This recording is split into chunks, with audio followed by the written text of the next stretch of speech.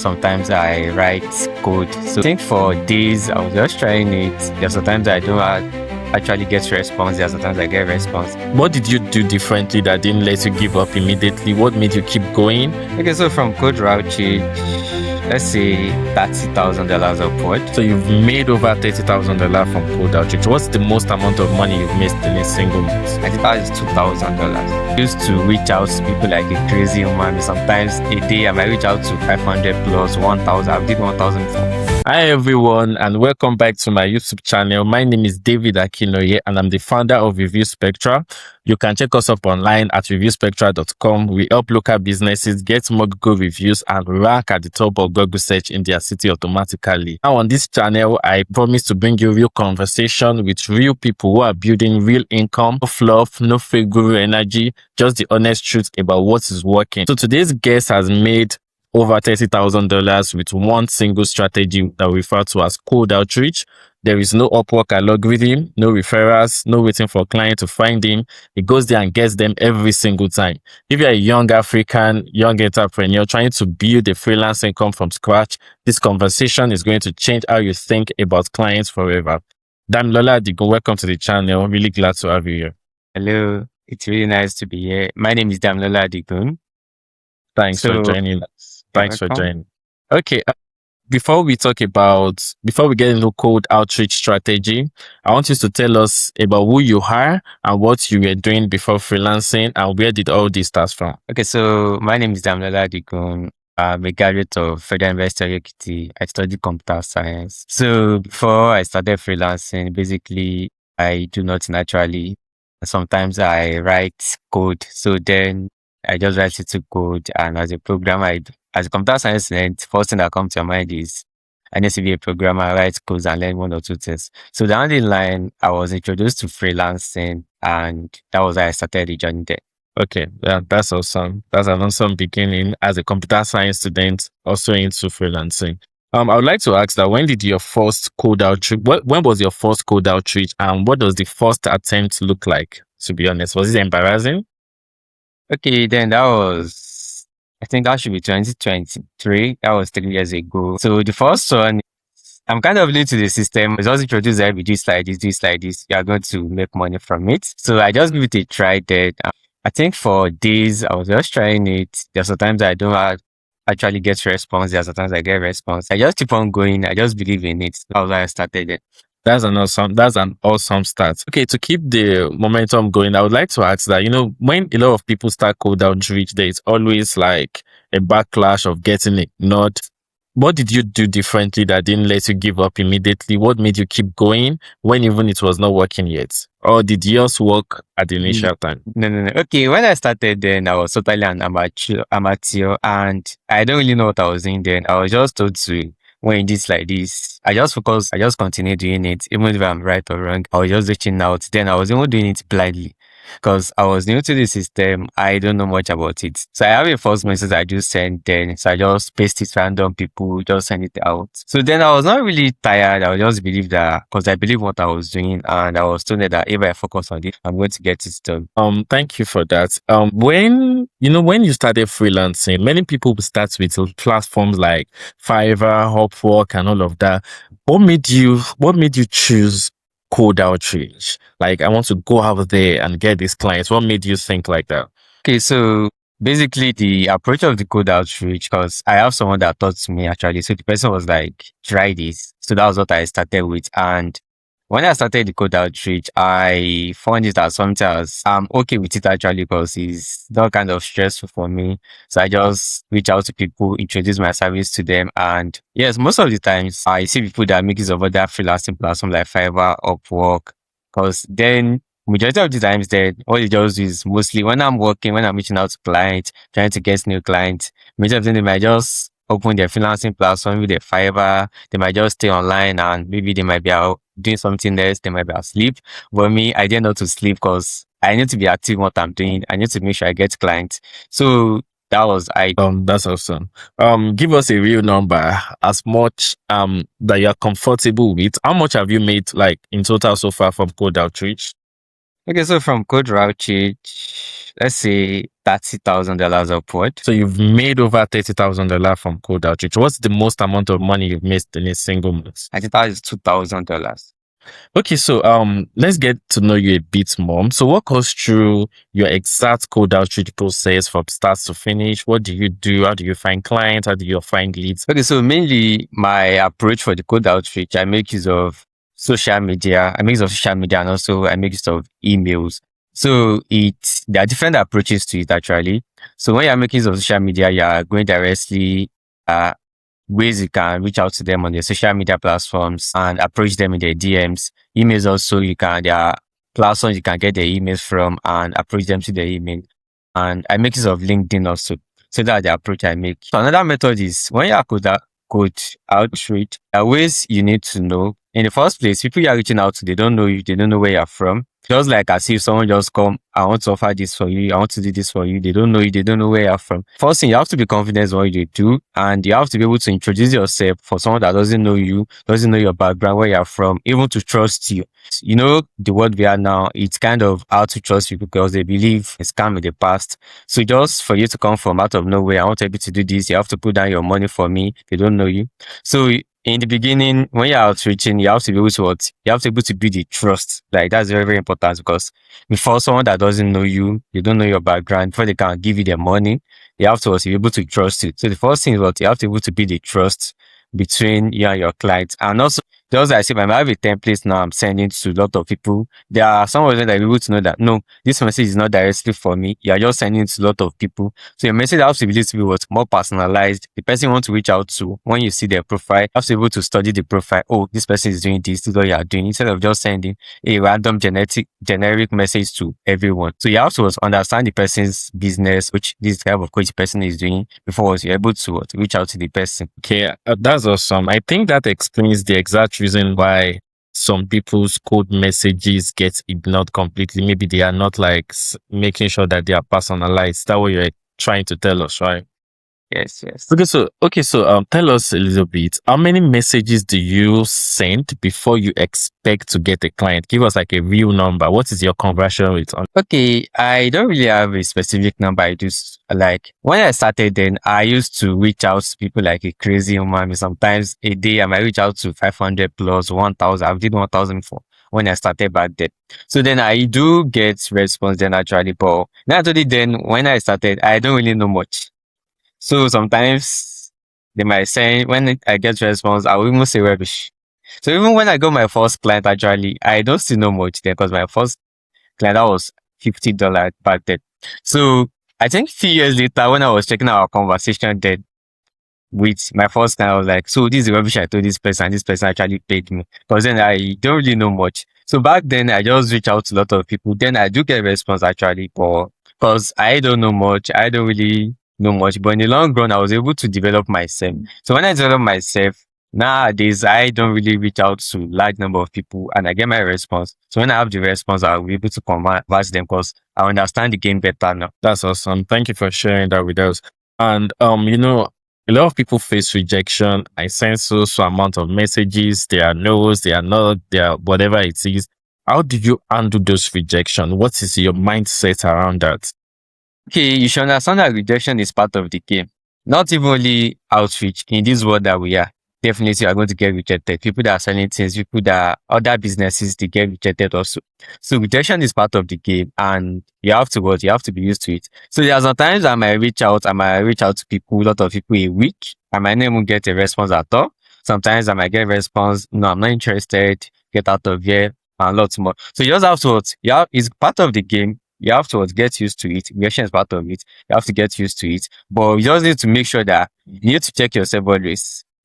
One, if you notice that, okay, I'm doing this thing, I'm not getting response, check your messages, check how you are reaching out to them. Sometimes if you are making use of social media, your profile is going to speak for you a lot because these people who are reaching out to, just like if I should reach out to you on WhatsApp now, if a strange number should reach out to you, first thing you're going to check is their profile. Who is this person? Do you have group in common?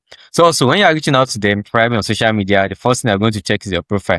Who is this person? Where is this person from? But if you have a well set up and standard profile, once they check out your profile, then, oh, this is what this person is doing, this is what this person is doing. So there are sometimes then in the long run when I was able to build my social media platform, my profile, when I was able to build it to the stage, there's the times that I get direct DM. They'll be like, I found your profile somewhere. I was even surprised that I already see my profile. So like, I found your profile somewhere. I need help with this. And I was able to help them. So what you need to understand is apart from the rejection, it's part of the game and you have to get used to it. But to avoid it, to reduce a little bit, make sure that one, you have a good way set up profile, maybe on the social media. If you are making use of email, the way you can also set up your email. Maybe your email can have your name. You can also use a picture so that, okay, this is the person I'm talking to. There's a way you can also have a signature on your email also, maybe to add your social media. Yes, your social media link to it. So, others. Yeah, thank you for sharing that with us. So, a lot of people find a problem between when cold outreaching, a problem between efficiency and genuine personalization. I want to make sure that I'm fast.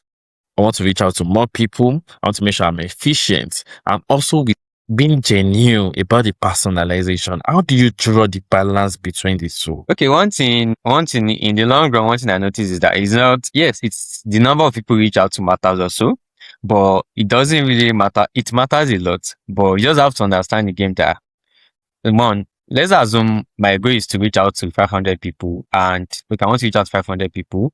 And you know that when we want to try, we love to do things like, okay, let me be fast, let me be fast, I need to be fast. But you need to understand that it's not a number of, it doesn't matter the number of people you reach out to. You need to focus on what? One thing that matters most is what is the response rate, not really the number of people I reach out to. So during those process, even sometimes if I was able to reach out to 100 people and I know that, okay, these 100 people I reach out to, I understand the business. Like then if I'm able, there are sometimes I will reach out to maybe 50 to 100 people a day and I'll be confident that these people, 50 people, 100 people, I'm going to definitely going to get what response from them. I'm just reaching out to maybe like 500 a day, 1000 a day. At the end of the day, I'm not going to get any response. So you just have to make sure that you are confident what you are doing. Also, just don't focus on the number alone. Focus on your message and the goal is to get your response, not just only the number. This question is actually very important for many people. What do you say when you are reaching out? Some people just want to know how much do you charge? What do you do? Do you give them the price immediately or you hold back? How do you solve that? No, I don't just give them price immediately. Imagine I reach out to people. I said, maybe I can't be to do this. I can't be to do that. And they said, how much, you know? So the first thing I do is I tend to understand the person's business more. So, okay, can you tell me about your business? Can you tell me your business goal? Okay, what do you need? I can even ask that, okay, what have you done before in your business? Just understand more better about what they do. So after I understand more better about what they do, then I will let them know what I want to offer for them. So I'll make sure I explain to them in the way they're going to understand more. So after I explain to them more better, then I'm going to show them proof also. So I can show them some proof of what I have done before in the past to my clients. I will show them my profiles. I check my review, client testimonial, maybe some of my freelancing platforms also that I also used to build just for review collections. Because majority of them, imagine someone asks me how much do you charge? You want to build a website, I need them to design something or maybe to market something, just tell them the price it is. They might not see the value in it. So the first thing is understand the business. After you have to offer a value to them. I want you to do this, I'm going to help you to do this and that. Then I cannot tell them my price. So then you already understand what they want to do, they see value in it, then they'll be able to pay. So that's how I do it. Thank you for sharing that with us. Okay, so I want to ask, what's the highest amount a single client has paid you? I think that is $1,500. The highest a single client have paid you. That's awesome. Okay, so how do you price your service? Do you charge per project, per hour, or retainer? And what do you recommend for someone who is just starting out? Okay, I do charge per actually. So what I recommend is actually it depends on what you are more comfortable with actually and your clients. There are some clients that are going to be like, I want an hourly rate project, some will want a fixed price. So but most of the times I do charge on fixed price. So I tell them this is what I'm going to charge and if they are comfortable with it. So majority sometimes some might be like, I want an hourly rate. I'll just explain, let's do fixed price and if they're okay with it. So it mostly depends on your client. Thank you. Have you ever lost a client because they found that you were based in Africa, and how do you handle that type of rejection? Okay, I've not lost a client because I'm from Africa. One thing is that majority of all these clients, they don't really care about where you're from actually. They just care about what you can do to them, how you can solve their problem. Nobody actually really care. But there are sometimes when maybe when I was doing my outreach actually. Sometimes I do make use of my WhatsApp actually, or maybe sometimes for my social media. When they check my profile, they say, oh, this person's from Africa, is from Nigeria. We just tell them they might just be like, get out of here, scammers, you Nigeria scammers, and so on and so forth like that. But majority of clients I've worked with that work together, majority of them are not really actually complaining. I mean, because you are Nigeria, you are black. Even sometimes we discuss more, we share, okay, I'm from Nigeria. I share with them what's going on in our country. They will be like, oh, wow, and a lot of things like that. Even there are some of them will be like, I feel, some will be like, okay, I can visit your country one day. Even in the long run, I met some people that are like, oh, I'm also from Nigeria. My the generations so forward, they are from Nigeria. Something like I'm from this African country and lots more. Thank you. Speaking about you, were you able to get clients consistently from outside of Nigeria in the Western world? Someone is watching this right now. They might be from Nigeria, Ghana, Kenya, Tanzania, wherever it is in the world right now. No portfolio, no connections, no money for hearts. Can cold outreach work for them? Be honest. Yes, actually, because when I started my back then also, I don't even know I need a portfolio. I don't have any freelancing platform there. I have nothing actually, but I just believe in, I just make sure I reach out to them. So definitely could that she can work out for you, but it doesn't to what. Thank you. So what skills should a young African develop first before they start cold outreach? Okay, so the skill you need to develop actually is the first skill I'll just say is number one, you need to be able to it depends on the what platform you want to make use for your outfit. Oh, let's assume you want to make use of social media, you need to able to understand how the social media works, really how everything works. You need to be able to set up your profile in a way that is what more professionally. How Facebook was very from maybe how LinkedIn work and what other social media platforms. So you need to understand the algorithm, how it works and how to able to stand out among what other freelancers, because you have got a lot of freelancers outside there. There are a lot of people that would also do outreach. So you need to be able to stand out and understand it better. Thank you. If you could give one piece of advice to young African freelancers today who wants to use cold outreach to build their income, what would it be? Okay, so our advice I'm going to give is that number one is don't give up easily, because it's never going to be easy. There are going to be days, even days. Sometimes there has been a time I was doing an outreach for a month. I didn't hear. Imagine you sending messages every day, like 500 for a straight month. I didn't.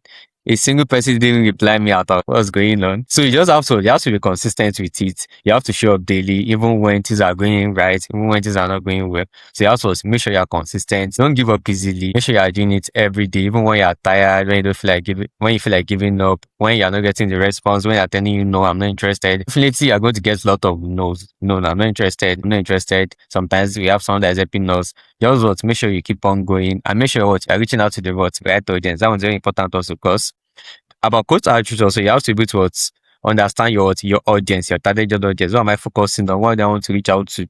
Because there are some people that when they say, okay, let's start coach outreach. I also, then that when I started in the beginning also, I just send message to any type of people I see, any people. So you have to understand your audience. What am I focusing on? What are my audience? Once you understand that one better, it's going to reduce.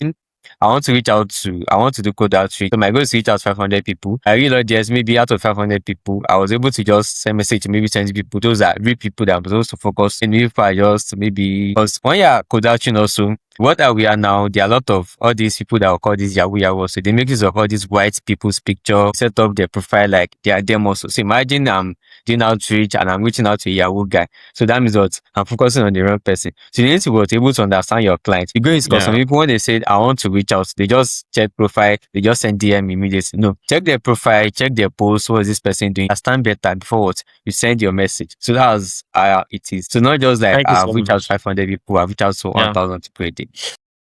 Thank you, Damilola. Okay, this session is a rapid fire, which means we are coming to the end of this interview. So, first answer that comes to your mind is what you give to us. No thinking, just say code email or code DM. Which one wins? I will say code DM. How many code messages did you send before your first paid clients? I don't know the specific amount actually. Okay.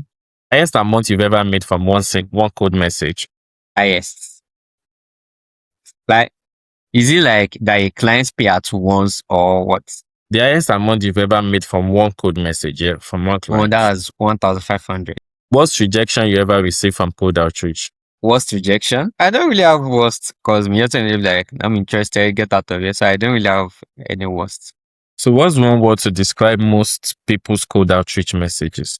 Can you come again? What's one word to describe most people's cold outreach messages?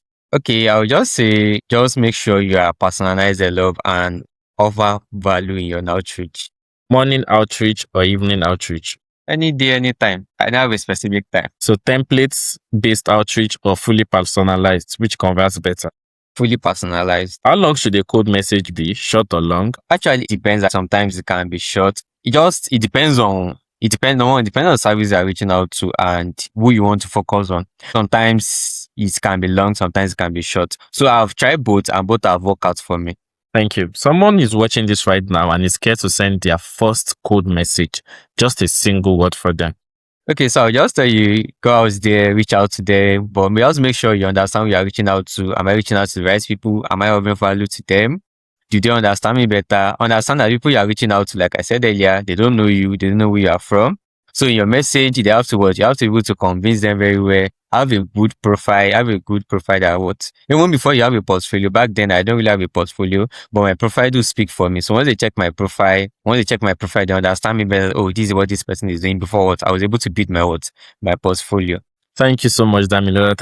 Thank you for sharing your idea and your experience with us. So that was Damilola's experience. And honestly, the conversation was exactly what everyone needed to hear.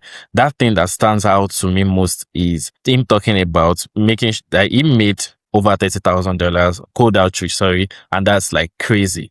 Cold outreach is not glamorous. It is not passive. It is not easy, but it is available to every single person watching this right now, regardless of where you are from, what connection you have, or what your bank account looks like today. A message costs nothing. The willingness to send it is everything. If this conversation added value to you, subscribe to this YouTube channel. I'm bringing you real people, real strategies, and real numbers every single week. Drop a comment below. Let me know your biggest takeaway from today. And also, you can check us at reviewspectra.com. We help local businesses get more Google reviews and rank at the top of Google search in their city automatically. I am David Akinoye, the founder and the CEO of Review Spectra, and I will see you in another episode. Bye for now. Bye.